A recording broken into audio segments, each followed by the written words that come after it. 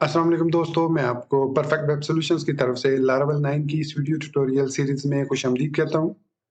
मेरा नाम इमरान कासिम है और आज के इस लारावेल 9 के वीडियो ट्यूटोरियल में हम लेआउट्स क्रिएट करना सीखेंगे और देखेंगे कि ब्लेड टेम्पलेटिंग इंजन को इस्तेमाल करते हुए, जिसके बारे में हमने लास्ट वीडियो ट्यूटोरियल में देखा था, किस तरीके से लेआउट्स क्रिएट कर सकते हैं ताकि हम एक सिंगल लेआउट को तमाम पेजेस के अंदर यूज़ कर सकें और हमें जो repetition of main template code है, उसको रिपीट ना करना पड़े।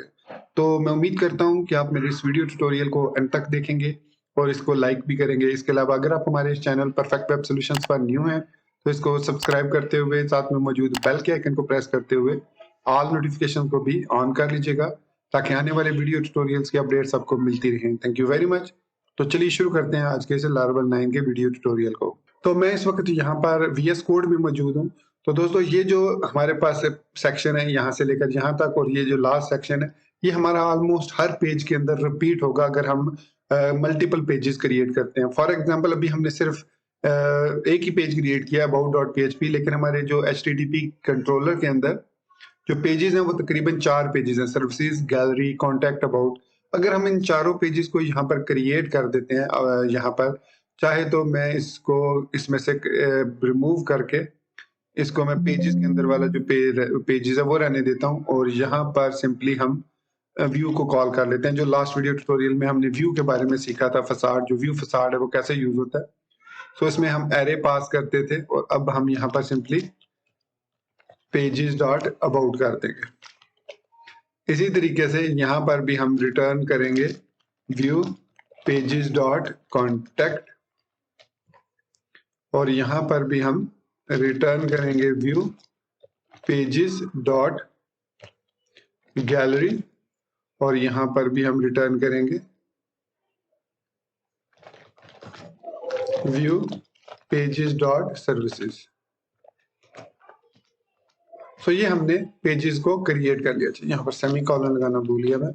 तो अब इन पेजेस को हम यहाँ पेजेस के फोल्डर में क्रिएट कर लेते हैं। सो यहाँ पर हमने अबाउट ऑलरेडी क्रिएट किया हुआ है, contact dot blade dot php, new file services dot blade dot php और new file gallery dot blade dot php, ये क्रिएट कर लेते हैं। अब ये about dot blade dot php, contact dot blade dot php में सब में कोड जो होगा वो यही वाला होगा, ये वाला। अब अगर हम इस कोड को रिपीट करेंगे तो ये एक रिपीटेशन हो जाएगी और जब भी आप वेब ऐप या कोई वेबसाइट बनाते हैं तो इट इज रिकमेंडेड कि ड्राई जो डोंट रिपीट योरसेल्फ है उसको अवॉइड करें। तो इस चीज को अवॉइड करने के लिए हम यहाँ पर पेजेस व्यूज के फोल्डर के अंदर एक न्यू फोल्डर क्रिएट कर लेते हैं। जरूरी नहीं कि आप फोल्डर क्रिएट करें, बट इट्स इंपॉर्टेंट। और यहाँ पर हम मल्टीपल लेआउट्स क्रिएट कर सकते हैं। तो इस लेआउट के अंदर मैं एक न्यू फाइल क्रिएट करता हूँ, इसका नाम रखता हूँ front end dot blade dot php और इसके साथ यहाँ पर मैं एक न्यू फाइल क्रिएट कर लेता हूँ admin dot blade dot php। अब ये जो दो लेआउट्स हैं इनमें से ये जो admin dot blade dot php है ये एडमिन लेआउट के लिए यूज होगा और जो front end dot blade dot php है वो फ्रंट एंड के लिए यूज होगा। तो यहाँ पर हम सिंपल यहाँ पर स्ट्रक्चर क्रिएट कर लेते हैं। अब इसके बाद यहाँ पर जो इंपॉर्टेंट चीजें हैं कि लारावेल के अंदर में 5-6 जो है वो टेम्पलेटिंग स्ट्रिंग्स हैं, डायरेक्टिव्स हैं सॉरी, जिनको हम यूज करते हैं। उनमें एक है एक्सटेंड्स, दूसरा है @yield, तीसरा है @section,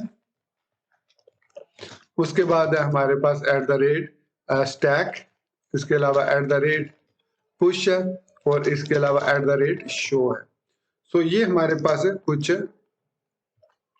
टेम्पलेट स्ट्रक्चर्स हैं, डायरेक्टिव्स हैं, सॉरी अगेन मैं स्ट्रक्चर कह रहा हूँ। ये हमारे पास है टेम्पलेट डायरेक्टिव्स हैं जिनकी मदद से हम लेआउट्स क्रिएट करते हैं। एक्सटेंड्स को हम हमेशा जो चाइल्ड लेआउट्स, चाइल्ड हमारी फाइल जो मेन फाइल होती है उनके अंदर ऐड करते हैं और यील्ड को हमेशा हम टेम्पलेट के अंदर यूज करते हैं। तो यहाँ पर बॉडी के अंदर मैं एक कंटेनर क्रिएट कर लेता हूँ, कंटेनर क्लास, और उसके अंदर यहाँ पर लिखता हूँ @yield और इसको एक नाम दे देता हूँ कंटेंट। सो इट मीन्स हमने यहाँ पर एक स्ट्रक्चर क्रिएट कर लिया और उसके अंदर हम यहाँ पर यील्ड कर रहे हैं कुछ कंटेंट को फ्रॉम अदर पेजेस। इसके अलावा यहाँ पर अगर टाइटल में देखें तो हम हर पेज के लिए डिफरेंट टाइटल देना चाह रहे हैं, तो यहाँ पर भी हम चाहें तो यील्ड को यूज कर सकते हैं, यील्ड टाइटल। अब ये दो चीजें हमने अभी यूज की हैं, यील्ड और इस जगह भी यील्ड और इस जगह भी यील्ड। इसके बाद जितने भी हमारे पास पेजेस हैं व्यूज के अंदर, पेजेस के अंदर, सपोज अबाउट है, इसको मैं यहाँ से खत्म कर देता हूँ और इसको भी यहाँ पर खत्म कर देता हूँ। सिंपली यहाँ पर हम लिखेंगे @एक्सटेंड्स और इसके अंदर पास कर देंगे लेआउट्स डॉट फ्रंट एंड। हमने सीखा था कि जो ये डॉट नोटेशन है ये हम सेपरेशन के लिए यूज करते हैं। अब ये ऑटोमेटिकली व्यूज के अंदर इस फोल्डर को फाइंड करेगा और उस फोल्डर के अंदर से front end dot blade dot php को लोड कर लेगा। उसके बाद ये जो बाकी हमारे पास कोड है इसको हम @सेक्शन और सेक्शन का नाम था कंटेंट, उसके अंदर इसको रैप कर देंगे इस तरीके से। So and section. सो ये हमने लेआउट क्रिएट कर लिया। उसके अलावा हमने देखा था टाइटल भी हमने क्रिएट किया था। सो सेक्शन टाइटल और उसके बाद एंड सेक्शन और यहाँ पर हम लिख देंगे, अब ये हमारे पास अबाउट अस है तो अबाउट अस लिख देंगे सिंपली। इसको सेव किया। सेव करने के बाद हम ब्राउजर में आते हैं और इसमें यहाँ पर ओपन करते हैं /about। तो देखिए हमारे पास यहाँ पर अबाउट अस भी लिखा हुआ आ गया और this page is loaded from view folder और उसके अलावा यहाँ पर मैसेज वगैरह भी हमारे पास लिखा हुआ आ गया। सो इस तरीके से हमने यहाँ पर अपने इस लेआउट से, ये जो front end dot blade dot php है, इस लेआउट से हमने इस अबाउट को एक्सटेंड कर लिया। सो इस तरीके से मैं इसको कॉपी कर लेता हूँ अब और इसको कॉन्टैक्ट में भी पेस्ट कर देता हूँ और यहाँ पर कॉन्टैक्ट अस कर देता हूँ, कॉन्टैक्ट अस। और यहाँ पर इस तमाम कोड की जगह पर हम लिख देते हैं सेक्शन कंटेंट के अंदर हम सिंपली लिख देते हैं कॉन्टैक्ट h1 में लिख देते हैं कॉन्टैक्ट अस। ओके, इसी तरीके से इस सारे को मैं कॉपी करता हूं और यहाँ पर गैलरी के अंदर भी पेस्ट करके इसको मैं गैलरी पेज कह देता हूं और इसको रिमूव कर देते हैं। और इसी तरीके से इसको सारे को सेव लाजमी कर लीजिएगा क्योंकि समटाइम मैं खुद भी सेव करना भूल जाता हूं। सो यहाँ पर ये है हमारे पास सर्विसेज पेज। सो इस तरीके से हमने अब ये सारे पेजेस जो हैं ये एक्सटेंड कर लिए हैं अपने इस लेआउट से, जो कि हमारा ये लेआउट है। सेव किया। अब हम पेजेस पे आते हैं यहाँ पर। तो यहाँ पर अगर मैं कॉन्टैक्ट को ओपन करता हूँ तो देखिए कॉन्टैक्ट भी हमारे पास पेज आ गया। अब अगर जो मैंने बात की थी वो ये है कि यहाँ पर अगर मैं स्टाइल ऐड करता हूँ, स्टाइल टैग, और इसके अंदर h1 को टारगेट करता हूँ और इसको कलर रेड दे देता हूँ, तो आप देखेंगे कि हमारे जितने भी पेजेस हैं उनमें जो भी h1 टाइटल हमने जहां जहां यूज किया होगा उन सब का कलर जो है वो रेड हो गया। सो ये हमें एक और एडवांटेज होता है यूजिंग लेआउट स्ट्रक्चर का।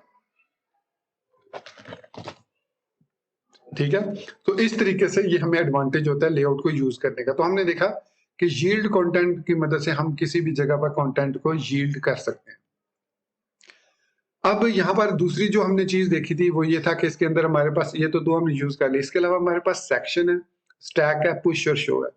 तो जो सेक्शन है उसकी मदद से हम जो है वो डमी सेक्शन क्रिएट कर सकते हैं और उस डमी सेक्शन में कोई भी चीज चेंज करना चाहें तो चेंज कर सकते हैं। जैसे मैं यहाँ पर लिखता हूँ सेक्शन और इसको नाम दे देता हूँ हेडर और यहाँ पर एंड सेक्शन कर देता हूँ और इसके अंदर मैं लिख देता हूँ suppose this is header of template. ठीक हो गया। अब मैं अगर इसको रीलोड करता हूं तो यहां पर हमारे पास देखिए सेक्शन हेडर हमने लिखा, एंड सेक्शन भी इसको किया, लेकिन स्टिल जो है वो हमारे पास यहाँ पर इसके अंदर कोई भी पेज शो नहीं हो रहा, हालांकि ये हमने मेन टेम्पलेट में लिखा है। लेकिन अब अगर यहाँ पर मैं आता हूँ अबाउट में, कौन सा पेज हमने ओपन किया, सर्विसेज का। सो सर्विसेज में आता हूँ और यहाँ पर मैं @सेक्शन हेडर और एंड सेक्शन करता हूं और उसके बाद यहाँ पर मैं इसको एंड सेक्शन करने के बाद यहाँ पर मैं लिखता हूँ जो कोड जो हमने यहाँ पर लिखा था दिस इज हेडर, इसकी जगह पर हम यहाँ पर सर्विसेज के अंदर इसको पेस्ट कर देते हैं और इसको हम h2 में यूज कर लेते हैं।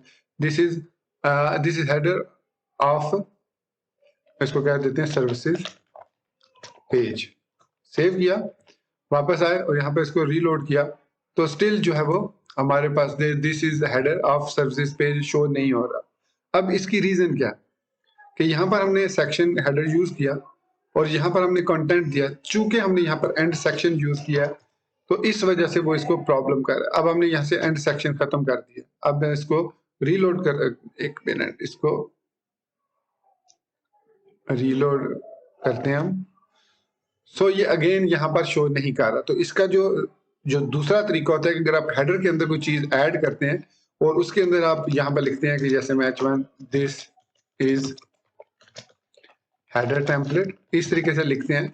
सो इसके नीचे आपको यूज करना पड़ेगा एक और टैग शो, इस तरीके से। इसके फौरन बाद, इस सेक्शन के फौरन बाद आपको शो का जो डायरेक्टिव है, ये वाला डायरेक्टिव, ये यूज करना पड़ेगा। अब अगर मैं इसको रीलोड करता हूं तो यहाँ पर आप देखिए this is header of services page लिखा हुआ आ गया। हालांकि हम यहाँ पर इसको कहां पर हैं, टेम्पलेट के अंदर से। सो हमारे पास जो सर्विसेज का जो सेक्शन हमने क्रिएट किया, इसने ओवरराइड कर दिया इस टेम्पलेट को।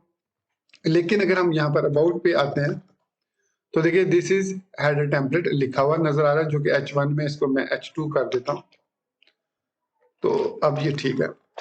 सो अब ये दिस इज हेडर टेम्पलेट आ रहा है, लेकिन सर्विसेज के पेज में ये this is header of services page आ रहा है। सो इट मींस हम ना सिर्फ इस टेम्पलेट को यूज कर सकते हैं थ्रू द पेजेस, बल्कि अगर हम इसको किसी स्पेसिफिक पेज के लिए, जैसे सर्विसेज का पेज है, इसके लिए चेंज करना चाहें तो हम उसको चेंज भी कर सकते हैं। जो जरूरी है कि आप सेक्शन को स्टार्ट करें, उसको एंड मत करें और उसके फौरन बाद आप @शो लिख दें।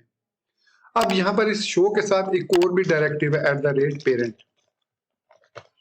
अब इस पेरेंट का क्या फायदा है कि अगर हम यहाँ पर आते हैं अपने सर्विसेज के अंदर और जहां पर हमने इस हेडर को कॉल किया उसके ऊपर हम फौरन बाद लिख देते हैं पेरेंट, इस तरीके से।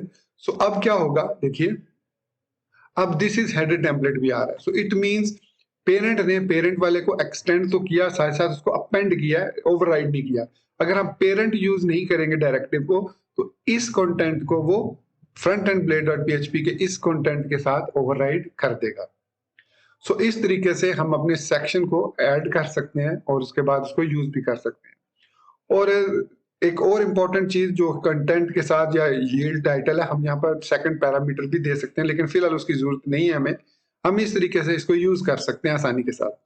सो आपने देखा कि यील्ड, एक्सटेंड्स, सेक्शन और पेरेंट शो को हम किस तरीके से यूज कर सकते हैं। सो उसके बाद हमारे पास जो दो इंपॉर्टेंट बचे हैं वो हैं स्टैक और पुश। अब इनको हम इस वीडियो में कवर नहीं करेंगे। रीजन इसकी ये है कि अभी हमने स्टैटिक रिसोर्सेज को ऐड करना नहीं सीखा। जब हम स्टैटिक रिसोर्सेज पर पहुंचेंगे कि CSS को किस तरीके से एम्बेड करना है, file, CSS file, JavaScript files को, तो वहां पर ये जो स्टैक और पुश है इनको हम यूज करते हैं। ये बहुत इंपॉर्टेंट दो डायरेक्टिव्स और हैं। इसके साथ एक और भी डायरेक्टिव है जिसका नाम अभी मेरे जहन से निकल रहा है, अपेंड है या प्रीपेंड है, कुछ इस किस्म का इसमें डायरेक्टिव है। फिलहाल मुझे उसका एग्जैक्ट नेम याद नहीं है। तो इस चीज को, इस स्टैक और पुश को हम नेक्स्ट आने वाले वीडियो ट्यूटोरियल में कवर करेंगे। फिलहाल आप इनकी प्रैक्टिस करें और देखेंगे यील्ड, सेक्शन, एक्सटेंड्स, शो और पेरेंट आपके लिए किस तरीके से काम करते हैं। और अगर आपको कोई भी कंफ्यूजन हो तो आप इसी वीडियो के कमेंट सेक्शन में मुझसे पूछ सकते हैं। तो दोस्तों ये था हमारा आज का Laravel 9 का वीडियो ट्यूटोरियल जिसमें हमने इनहेरिटेंस की मदद से लेआउट क्रिएट करना सीखा। तो मैं उम्मीद करता हूं कि आपको मेरा ये वीडियो ट्यूटोरियल पसंद आया होगा और आप ऑलरेडी इसको लाइक कर चुके होंगे। नए होने की सूरत में चैनल को सब्सक्राइब करते हुए बेल के आइकन को प्रेस करते हुए ऑल नोटिफिकेशंस को भी ऑन कर चुके होंगे। तो इसी बात के साथ मुझे इजाजत दीजिए, मिलते हैं नेक्स्ट वीडियो ट्यूटोरियल में। Till then, thank you very much for watching this video tutorial. Take care, good bye and अल्लाह हाफिज।